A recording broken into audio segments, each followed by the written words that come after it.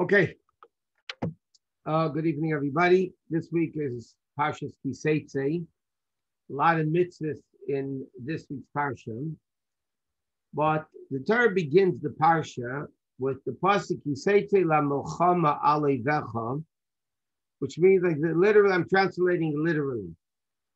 When you will go out to battle on your enemy, when the son of Hashem and God will give him in your hands, the Shavisa Shivya, and you'll capture a captive. And then the Torah elaborates. What happens if you see a beautiful woman and you fall in love with her and she's not Jewish? There's a whole procedure. You take her into your home and you have to make her life miserable for a month. And then if after all is said and done, you still want to marry her, so then you have to marry her and you're not allowed to be hurt her in any way. You're not allowed to be disrespectful in any way. You know, that's the time, but you're not allowed to do anything negative to her. So there's a number of questions just in this actual pasuk, and then in the around, so to speak, in Yiddish, there's an expression, and the room from the pasuk. Grammatically, you don't go fight on your enemy. If you translate this pasuk simply, literally, when you go out to battle on your enemy, and now, Eivecha in Hebrew is plural, your enemies. Unisanai, Hashem will give, that is singular. Okay? Hashem will give that singular in your hand. The Shavisa Shivya, and you'll capture a captive. So before we get into explaining this, Rashi explains, Rashi explains at the beginning of the Parsha, what war are we talking about? We know the Jews, throughout history, there were two types of wars, two types of battles. There was Milchemes Reshus, optional battle, and there was Milchemes Mitzvah, a war of mitzvah. For instance, conquering the 7 nations was not optional. It was a mitzvah to say that they had to conquer the 7 mitzvahs. If the Jews wanted to expand land, they wanted to capture more land, that was called an optional battle.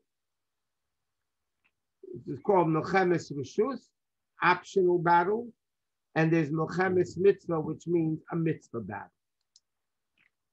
Rashi says, what type of battle are we talking about? Rashi says, Milchemes Reshus, optional. Why? Because in the battle against the 7 nations, it wasn't, the Torah says you can't let anybody stay alive. You have to kill everybody. And here the Torah says you're going to capture a captive. That means you're not killing everybody. So therefore Rashi says, what type of battle are we talking about? We're talking about a battle that was optional battle, not a battle to conquer Eretz Yisrael, which is mandatory in mitzvah.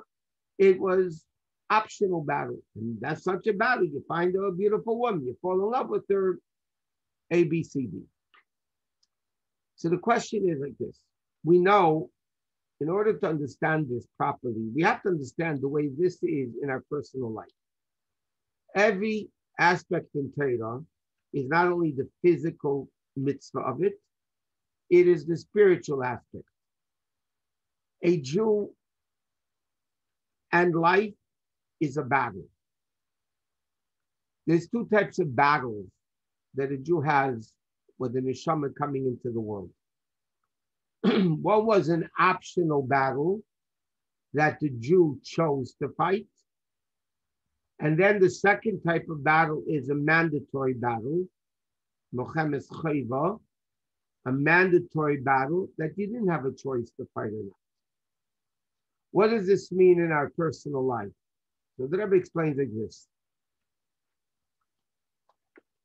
The Medrash says, before God created the world, B'mi nimlach, literally means, I'm translating again literally, with whom did God decide whether he should create the world or not? B'mi nimlach. And the Medrash answers, B'nishmei sehem shal tzadikim, with the neshamas of tzaddikim, meaning It doesn't mean Hashem had a board meeting of tzaddikim and everybody got bored and Hashem decided to make a world.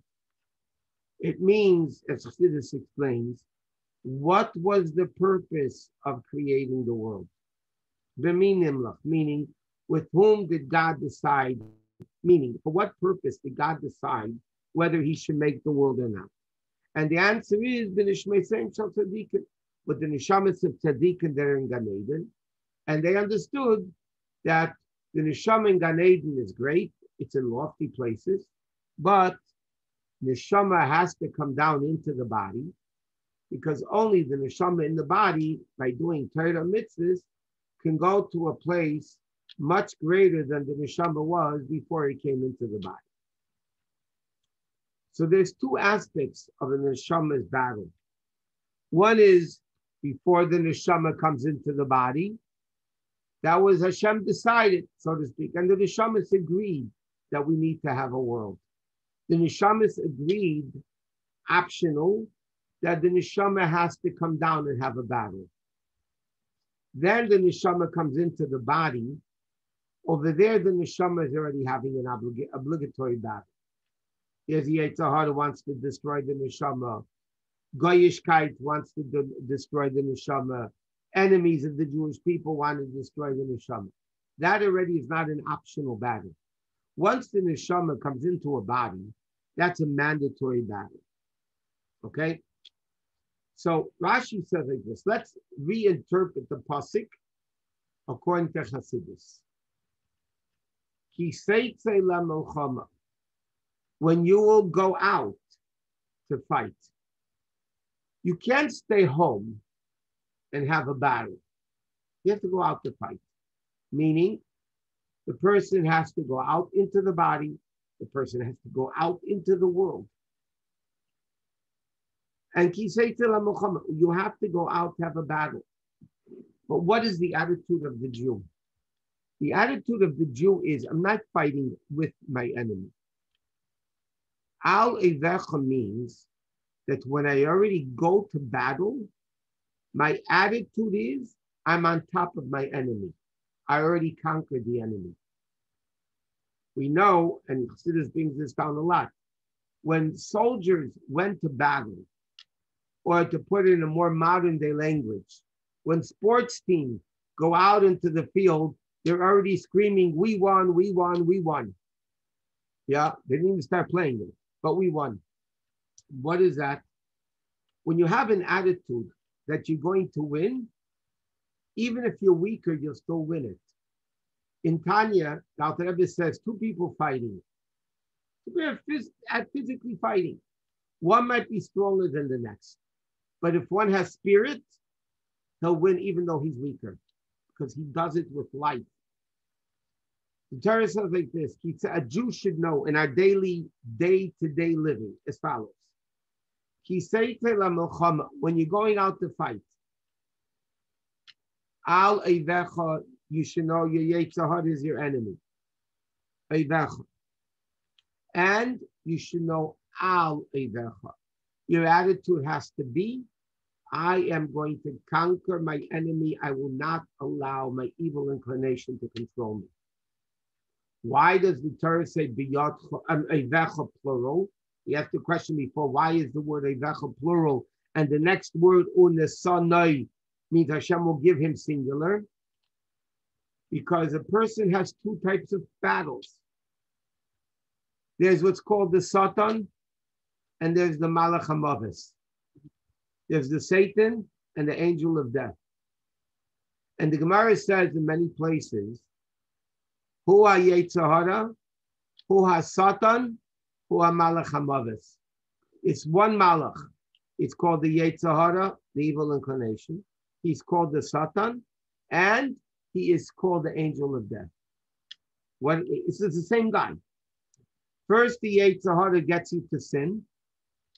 Then the same guy, the Satan, comes and prosecutes you. And then the Malach HaMavis comes and kills you. This is the same guy, the Gemara says. First, the Yetzer Hara gets you to sin.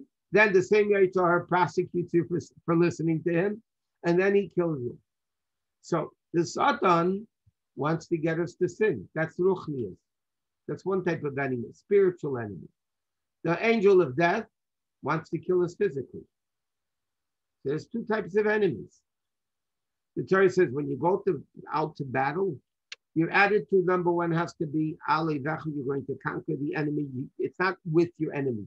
You are going to conquer your enemy. You're going to get rid of him.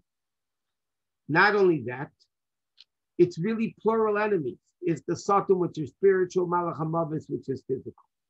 Then the pasuk continues, Unesanoi. God will give him individually, singular. Why? Because the person basically realizes it's only one enemy. My spiritual enemy is my physical enemy, and my physical enemy is my spiritual enemy. It's really one enemy. You think it's two. When you go out to fight, you have a Yetzer Hara and a Satan that spiritually wants to kill you. The Malach HaMavis physically wants to kill you. But the bottom line is, it's really one guy.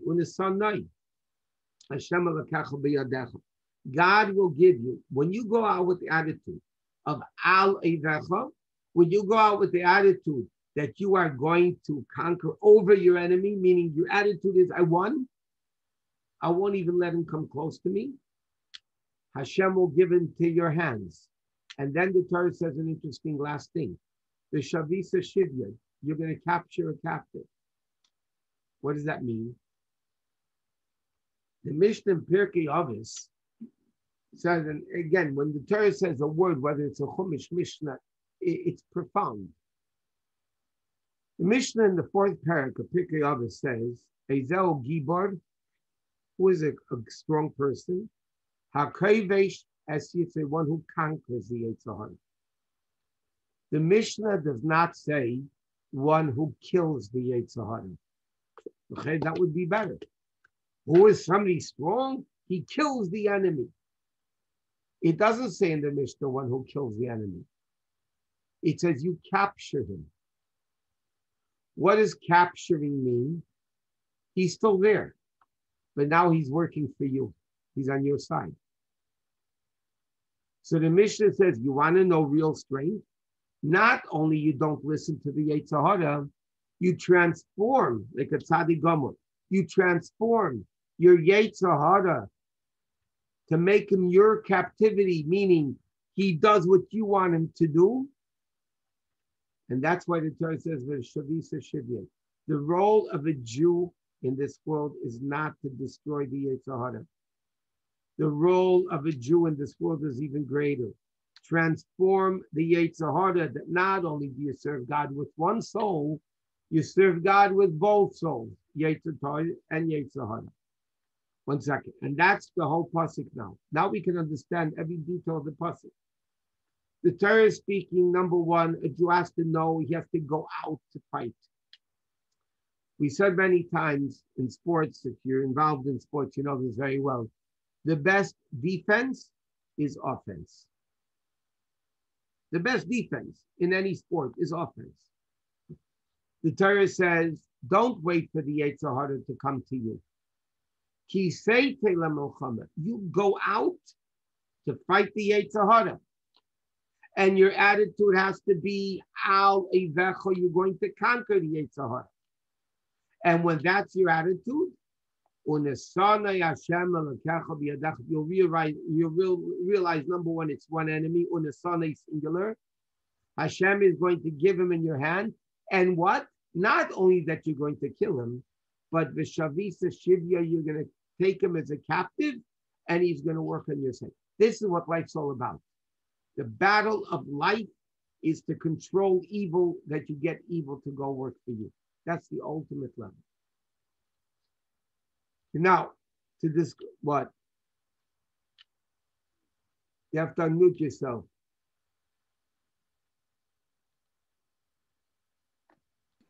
To transform evil, only a tzaddik can do. So how do you expect us to do that? We are going to battle, but when we never get to transform it. A tzaddik can do it completely. We could do it a little bit. In certain aspects, we can transform it. A little bit? A little bit. A little bit. Okay, now there's a very famous question here, and this is a remarkable concept of Ohr HaChaim HaKadosh. We have learned it in the past, but it's really phenomenal. The story over here is you go to battle, you fall in love with a beautiful non-Jewish woman, and you want to marry her, and there's a whole procedure. So the Ohr HaChaim HaKadosh asks a beautiful question. We know in Torah who went to battle. Tzaddikim went to battle. When the pasuk says in earlier parshas, Ish hayore varach halevo, a person who's fearful and feeble, he should not go to battle. And the Gemara says, who didn't go to battle contra Rabbi Yossi? Hayore me'aveda shebiyada. A person that sinned didn't go to battle. Why didn't he go to battle? Because he didn't have protection of mitzvah, and he had sin. So the bottom line is in the time of Moshe Rabbeinu, and afterwards in history, David HaMelech's time, who went to battle? Only the greatest of the Jews. So the Ohr HaChaim HaKadosh asks, how is it possible that this tzaddik of a Jew ends up falling in love with the shiksa, so to speak, this non-Jewish woman that he wants to marry her? How could that be? The guy's a tzaddik. He was going to battle. He has no avedis. So how is it possible? So the Ohr HaChaim goes into Kabbalah. He was a big makubal. By the way, it's interesting, just for the record, off topic for a second. The Ohr HaChaim HaKadosh wrote his commentary on Chumash. Yeah, he lived in the time of the Baal Shem Tov, and they never met, but they knew of each other. Anyway, the Ohr HaChaim, why did he write his commentary on Chumash?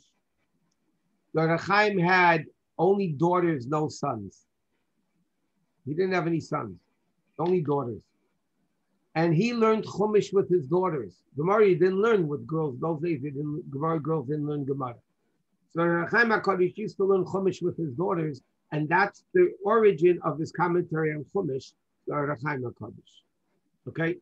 So he says the following.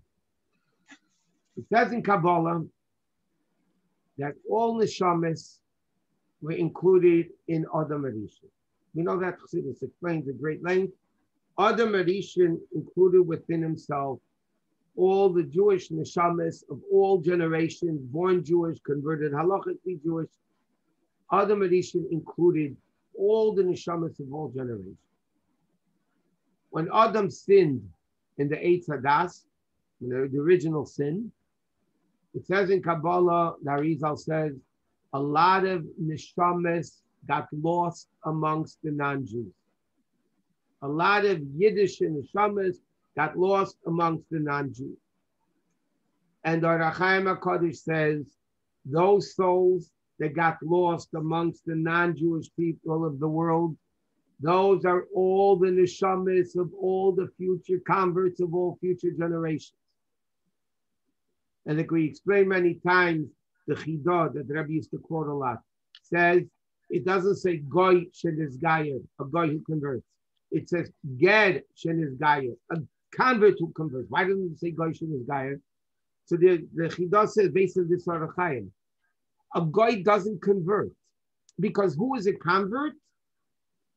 A Yiddish neshama that got lost through Chet Eitzadas into nations of the world. And therefore, when a person converts and you see they're serious, Halacha says you're not allowed to push him off anymore because this is a Yiddish neshama coming home. So the Ohr HaChaim HaKadosh explains as follows. When a Jew goes out to battle, a tzaddik, and he sees this non-Jewish woman in battle and he falls in love with her, it's because that Yiddish neshama is that non-Jewish girl is really a Yiddish neshama that got lost. And therefore he has to bring her to the house and eventually convert her and make her Jewish. So it's not that this guy fell in love with a non-Jewish girl. No.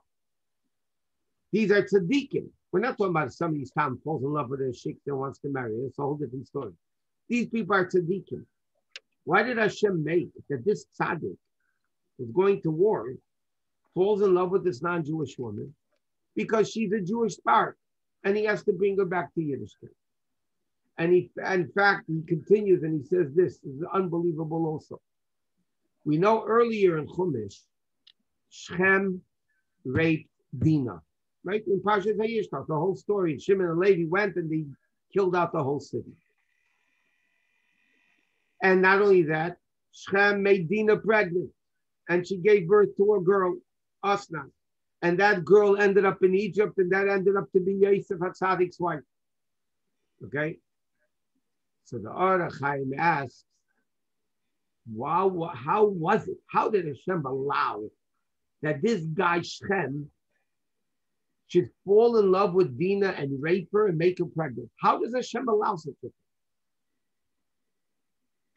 So the Or HaChaim HaKadosh explains, by that story of Shem, when the brothers were negotiating with the people of Shem, they said the pasuk Kine Haaretz, the land, Rachavas Yodayim Hilifnechem, will be open. Rachavas, Rochav, wide. It's going to be open for us. We'll be able to coexist and share, make a lot of money. Or HaChaim HaKadosh says, it says in Kabbalah, the word Rachavas, Reish, Ches, Beis, Sof, is an acronym for Rabbi Chanina ben Tradian, who was one of the 10 martyrs that were killed at the destruction of the Beis Hamikdash. And the Or HaChaim HaKadosh in this parsha over here, and these psukim says, Shem was the neshama of Rabbi Chanina ben Tradian. Shem was a super holy neshama, and it got lost in Adam Rishon's Eitzadas, and it ended up by Shem. And therefore, when Shem raped Dinah to create a Jewish baby to marry Yosef and have Menashe and Ephraim and all that stuff, that's all the master plan of Gators, of converts. He says Shem was Rachavas Yadayim Hilefnechem, stands for Rabbi Chanina ben Tradian, was one of the 10 martyrs, the father-in-law, I believe, of Rav Meir, and therefore Dinah had a baby with him who married Yosef at the time. And that's where Hashem made it happen, because Yosef had to have a wife, a Yiddish girl. And that's what happened. Remarkable. The way the Or HaChaim explains this whole thing, because you stop to think for a second, the guy's going to batter at tzaddik. How in the world can that happen? Okay. Another. Hey, Rabbi. What? If he's such a big tzaddik, why does the son become a rebellious son? We're coming to that in a second. Thank you. So now, after that, the Torah says like this: a guy will have a ben seder umeida. First of all, there's the pshat, and then there's Kabbalah. Okay. It says like this: what happens if a person will have a ben seder umeida, a rebellious, terrible son? Einenu shemeya. I'm reading the pasuk. It's Perek Chof Aleph pasuk Ches. A person will have a ben seder umeida. Einenu shemeya b'kol aviv v'b'kol imay. He doesn't listen to the voice of his father and the voice of his mother. The Yisrael say, and they warned him. But the Yishmael, and he doesn't listen. Okay. So then, by the way, the Gemara said Ben Seder and Meida, according to many opinions, never happened. It never happened. Never happened? No, according to many opinions, the Gemara basically, but there was never, because it was so impossible, because the father and mother had to be exactly alike, and there was only 3 months a person could become Ben Seder and Meida. It was extremely impossible. So the Gemara asked, if it never happened, why does God mention this whole halacha? And the Gemara says, because you have to get through the schar from the Torah. I'm going to tell you a reason why the Torah says it anyway. The Torah is giving us instructions how to raise a child. The Torah is telling us how to raise a child. What's the first issue of the Ben Seder Umeida? The Mefarshim asks, it says, Einenu shemeya Bekoil aviv uvekoil imay. The word voice is repeated twice. The pasuk could have said, Einano shemea bekoil aviv ve'imay. He doesn't listen to his parents, the father and mother. Instead, the Torah says, Einano shemea bekoil aviv uvekoil imay. Yeah, why? So there's a good word brought down in Storm as follows. You know what creates this off the way kid? That the father and mother are not speaking in the same voice. There's Kol Aviv and there's Kol Imay. There's the father's voice and there's the mother's voice. It's not the same voice. The worst thing parents can do for a kid is when the parents are not on the same page. That is the, so to speak, the recipe to create a Ben Seder Umeida. The Ben Seder Umeida has to have the same voice, and then the Torah says like this: when the Bezdin come, they come to Bezdin. What is they say to the Bezdin? They come to the Bezdin, and they say, and what do the parents say to the Bezdin? He doesn't listen to our voice. You know what it sounds like they're telling the Bezdin? We both say the same thing. He's not listening to us. You want to know what education is? That's why the Torah teaches us a Ben Seder Umeida. There are many people that father and mother are on different pages. Totally different pages when it comes to educating the kids. But as far as the world is concerned, they say, no, we have this one voice. We're both on the same page. He's not listening to our voice, meaning we have one voice. He's just not listening to us. But that's not the truth. They're lying. The reason is because the problem is, you know what creates him? Because the father says one thing and the mother says something else. The olive base, so to speak, the first basic thing of education, of raising kids, is the father and mother say the same thing. I'm not giving the chinuch class now. You can talk about this for 10 hours. Okay, but the bottom line is, the pasuk is telling us, and that's why even though Ben Seder Umeida never happened, the Torah is teaching us how to educate a child. If you want to make sure not to have a Ben Seder Umeida, don't have Kol Aviv or Kol Imay. Don't have separate voices. You need one voice for both. And don't come to the world and say, oh, no, I'm a great parent. I get my kids. I understand my kids. I get everything. It's not true. The Torah says there's two different voices going on in the house. You're coming now and you're saying the Karleinu, we have the same voice. Torah says that is a recipe that creates a Ben Seder Umeida. Okay, again, you can talk about this for ages, but I don't want to. Okay, next there's another pasuk in the Chumash, in this week's Parsha. It says, Parachav Beis pasuk Ches, at Shlishi. Kisivna bayis chadash.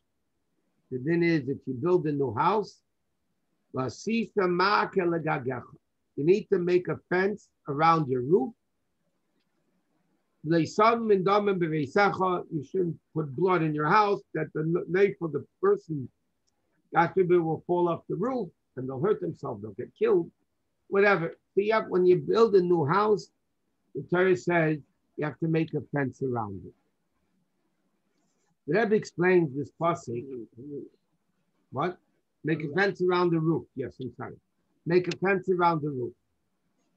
The Rebbe explains this pasuk refers to somebody getting married, or, the Rebbe explains, anytime you build a new home. What does this mean? You know, we're coming to Rosh Hashanah in 3 weeks. 3 weeks from tonight is Rosh Hashanah, by the way. what Rosh Hashanah we know is a new year, a new revelation of godliness that never existed before. We discussed that in the previous class recently. Rosh Hashanah starts a new avodah for the Jew. That's a new avodah. Yesterday's avodah was good for yesterday. Today we're a day older, a year smarter. It's supposed to be a year more mature. It's supposed to be a year greater. There's a greater revelation of godliness coming into the world. The Torah says it's a bias chodesh. And the Torah says, what's the concept of a ma'akeh? A fence around the roof. It's protection. The Torah says a person needs to have, when they start a new avodah. In fact, let me explain like this. The Rebbe Rashab said, the Frierdiker Rebbe said, and the Rebbe quoted it from both of them. Every Rosh Hashanah, it's appropriate that we accept upon ourselves to do a mitzvah better than the year before, whether more involved or a mitzvah that we didn't do, we should do, or beautifying the mitzvah. A person should take upon themselves every Rosh Hashanah a new hiddur, and that's what the Rebbeim did by the way. Every Rosh Hashanah, they accepted upon themselves something new in Yiddishkeit. So the question is, why wasn't yesterday's avodah enough? Why wasn't yesterday things that I did? Why do I need to make a fence? Why do I need to do new things? So the Rebbe explains, that's what the pasuk says. When you go and build a new home, meaning you're starting a new path in serving God, you're on a higher level, it's a new home, it's better than your old home. So the Torah says you need to make a protection. You need to be more careful than you were yesterday. Yesterday's things were good for yesterday. Today you're a year older. What you did yet last year is not good enough for you. What you did in first grade is not enough for second grade. And what you do in eighth grade is not enough for ninth grade. And what you do in your first year of marriage is not what you're supposed to be doing in the second year of marriage. Every time you create a new home, a new environment of Torah mitzvahs, you need to make additional protection. And that's what protects actually the person himself. There's another interesting thing over here. The pasuk says like this. The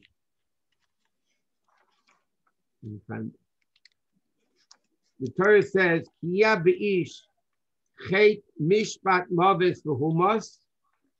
The pasuk says, if a person did a sin and he was given capital punishment. One second. I want to get the exact lesson of the pasuk.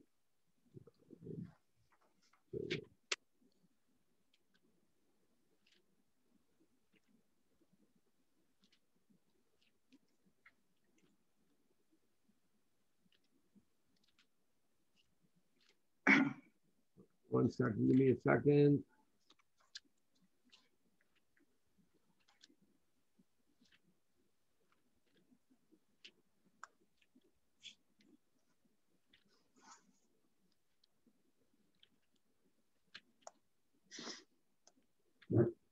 Oh, Mamish by Shani. The Pasuk Pal Pasuk Beis, it says like this. The Chiya Beish, if a person will have, I'm talking literally now. The Chet Mishpat Mavis, he did a sin of capital punishment. V'humas, and Bezdin kill him. The Salisa Eisei Al Eitz, you have to hang him on a tree. The din was any of the capital punishment that Bezdin gave to somebody, whether it's skila, streif, headed, whatever the capital punishment was, afterwards they had to hang him on a tree. He was dead already, but they hung him on a tree. And the Torah says, you're not allowed to leave the body hang on the gallows overnight. He covered you have to bury him the same day. In other words, a guy did the sin of capital punishment. Bezdin slept on it overnight. That was the halacha. They slept on it. In the morning, they made the ruling. If they made the ruling, the din was you have to kill him that day. There's no such thing as death row that the guy, by the time he's supposed to get killed, he's dead already 15 times over from old age. According to Torah, when Bezdin killed you, when Bezdin said you're chayiv misa, you have to get killed that day. Otherwise, it's torture. Knowing that we're going to get killed. You kill him that day. You hang him on a tree, and then you're not allowed to leave him hanging overnight on the tree. You have to bury him the same day. Which, by the way, the source in Torah, one of the sources in Torah, that the Jew should be buried right away. Never try to leave it overnight. The Jew, if possible, should be buried the same day. Okay. So with the Ramak was Ramesha Kodevero. The Ramak wrote with the teacher of the Arizal. The Ramak was a very, very super great Kabbalist. Then with Ramesha Kodevero, he wrote a lot of Svarim in Kabbalah. When he died, the Arizal made a eulogy for him. What was the eulogy of the Arizal on the Ramak? This pasuk.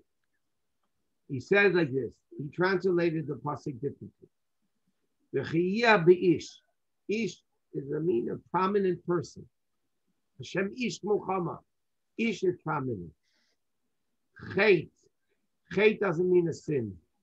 Chet means, like we learned already, lacking. There's many psukim in Tanakh.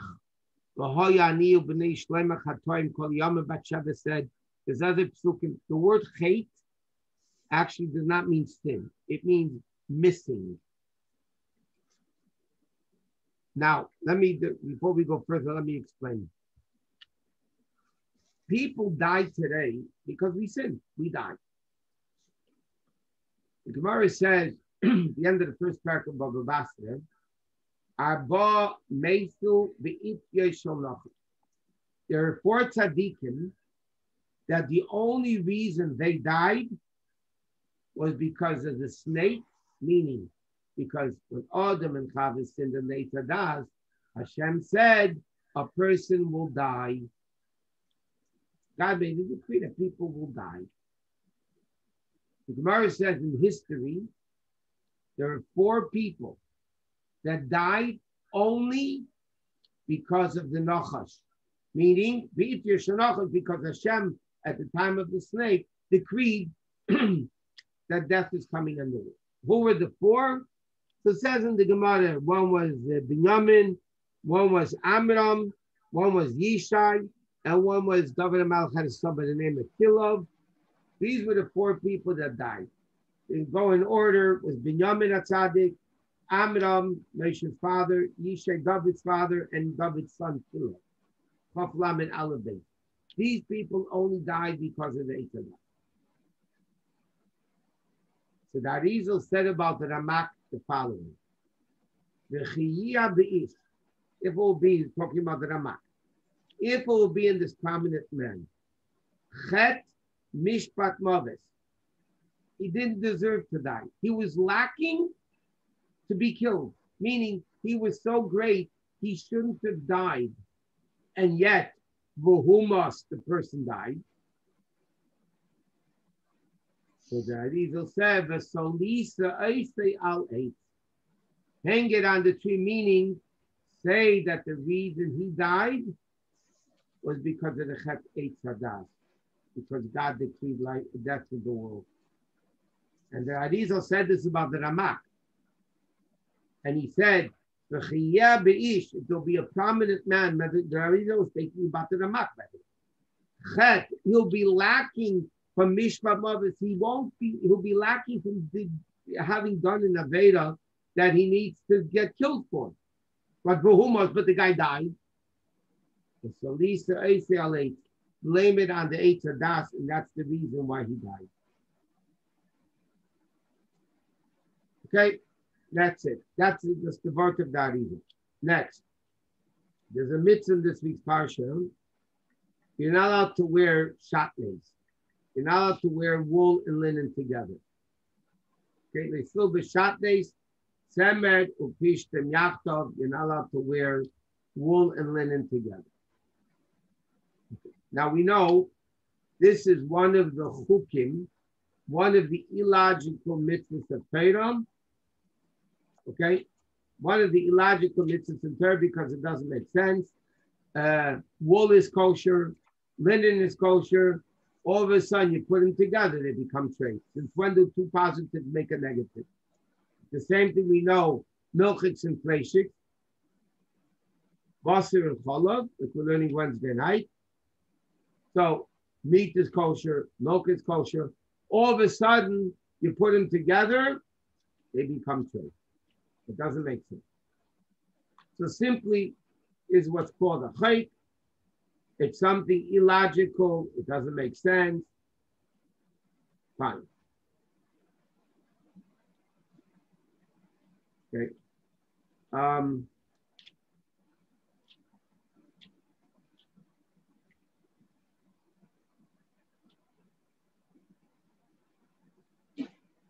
Okay, it doesn't matter where the pasuk is.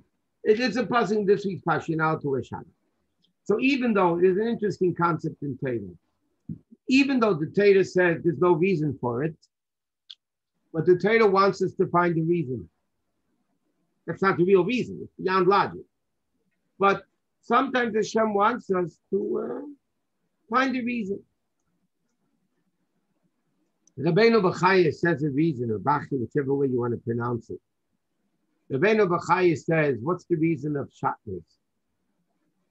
And he says like this: there's inanimate, plant, animal, and human.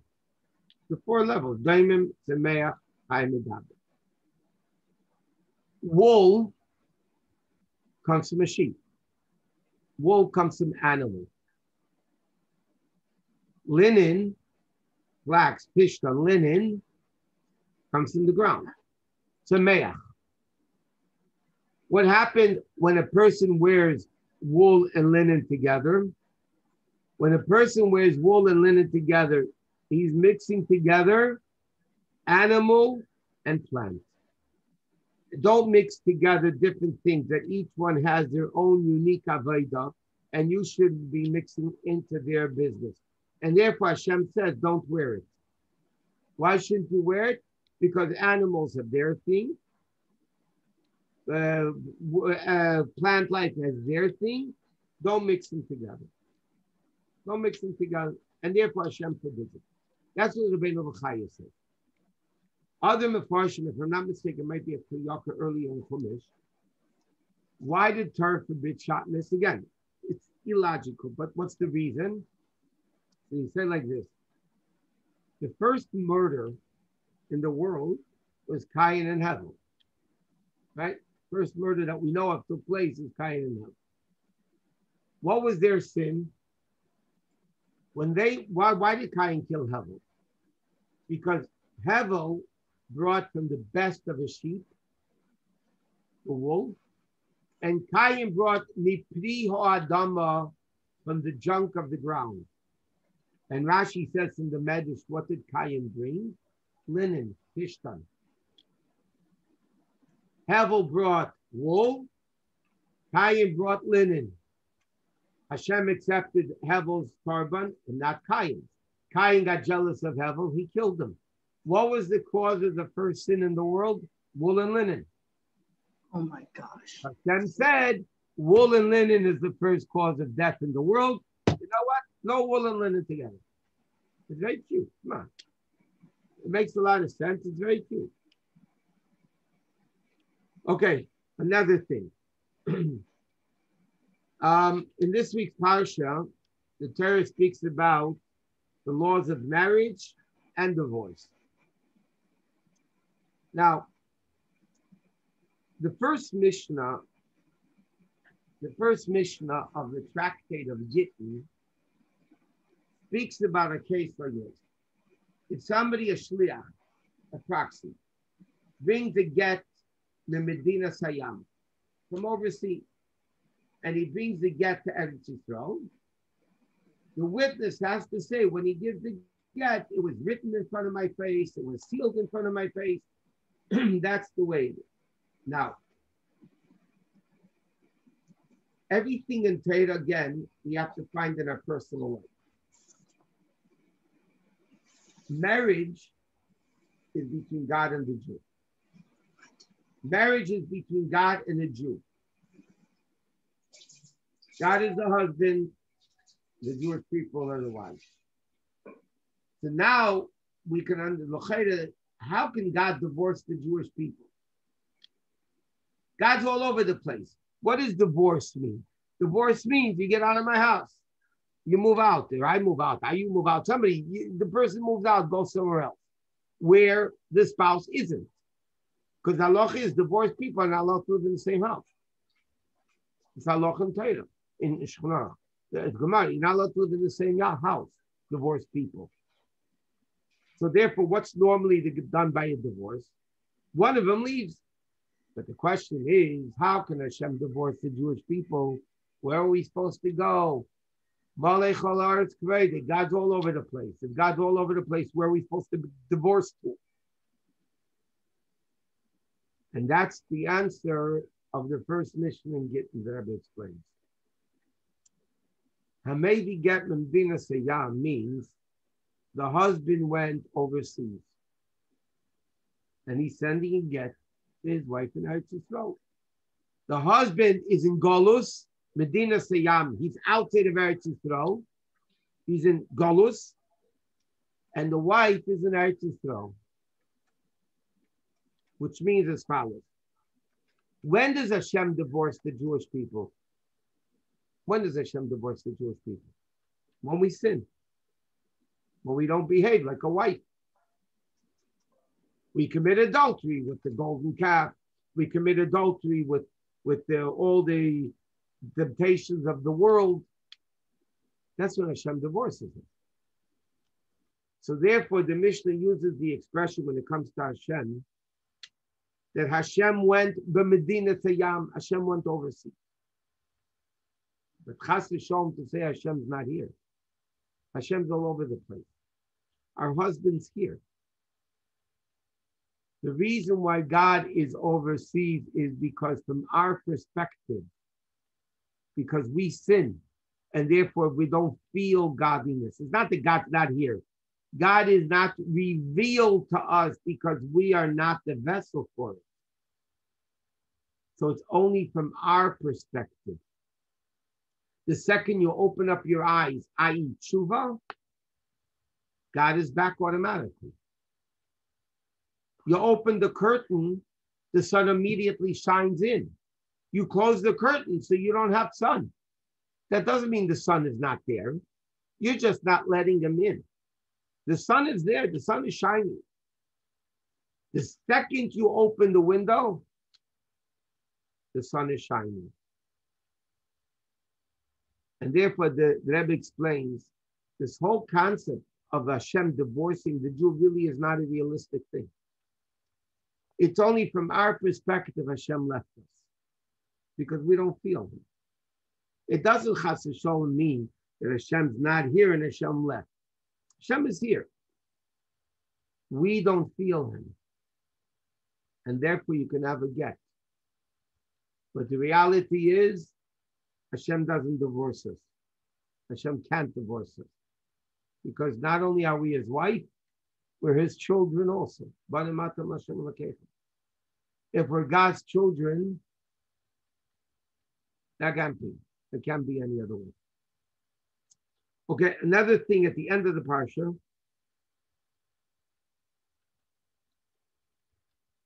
the last thing of the Parsha is the mitzvah of remembering what Amalek did.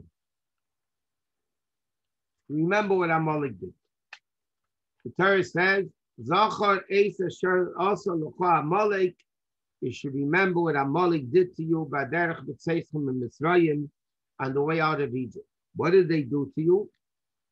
I'm translating again literally. Asher Korcha B'Derech. They met you on the way. They hit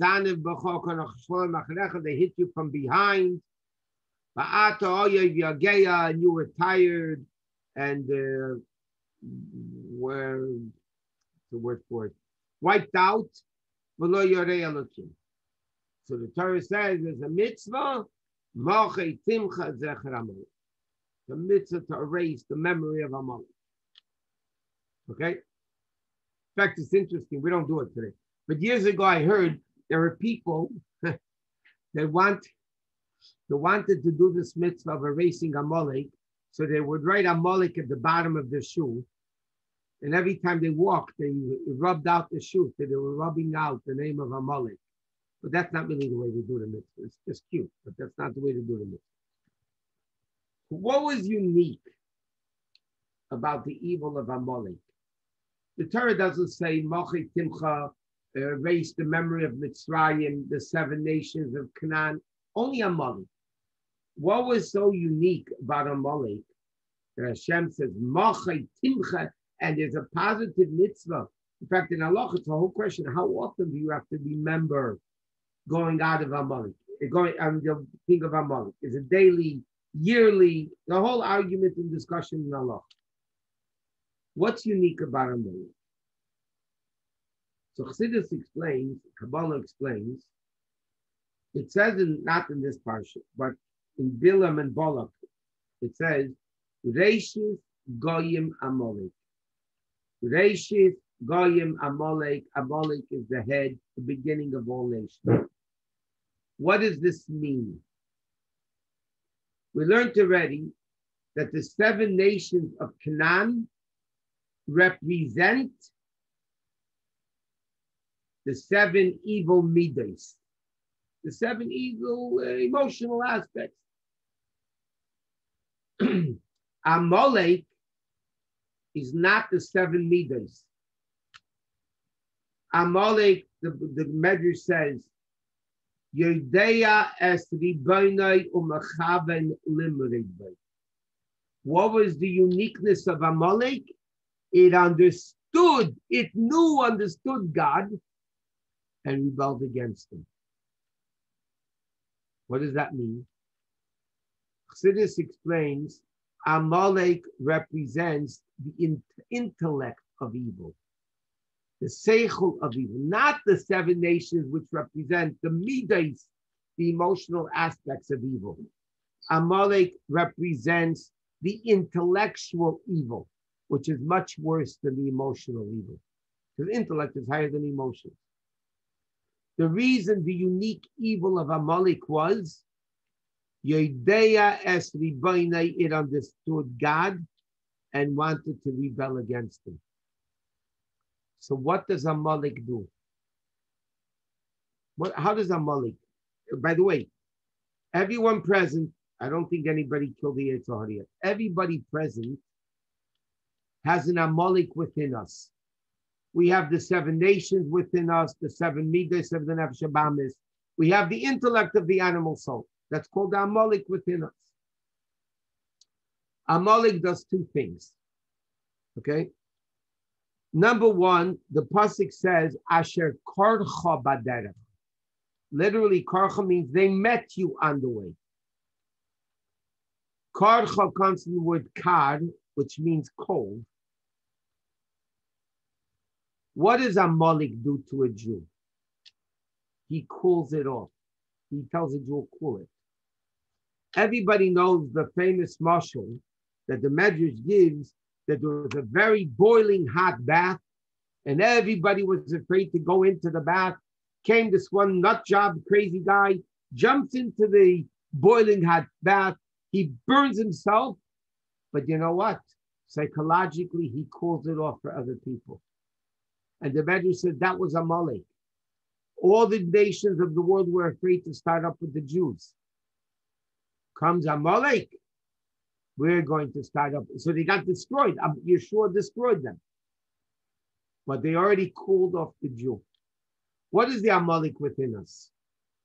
The Amalek within us comes and throws ice on our enthusiasm of Yiddishkeit.